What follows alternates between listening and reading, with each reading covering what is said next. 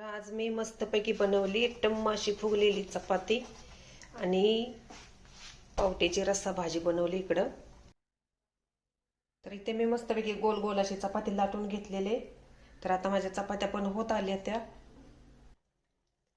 मी तर मस्तपैकी शिजवले पावट्याची रस्सा भाजी झाली आता. तर पावटं पण आता चांगला आता शिजले ते मस्तपैकी. तर जिऱ्याची फोडणी देऊन लसूण फक्त टाकलेला आहे. मस्तपैकी पावट्याची रस्सा भाजी बनवली आणि शेंगदाण्याचं कूट पण असं भरपूर असं टाकलंय मस्तपैकी. तर या मग सगळेजण जेवायला पावट्याची रस्सा भाजी आणि चपाती खायला खूप छान आणि टेस्टी लागते बघा. मस्तपैकी पावटे सरभरीत नुसतं पावटंच आहे सगळं.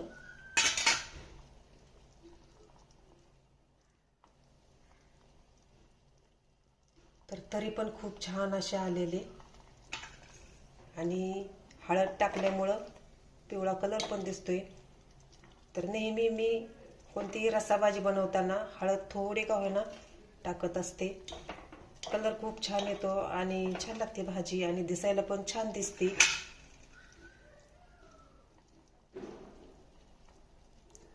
चला तर मग बाय, भेटू असंच पुढच्या व्हिडिओमध्ये.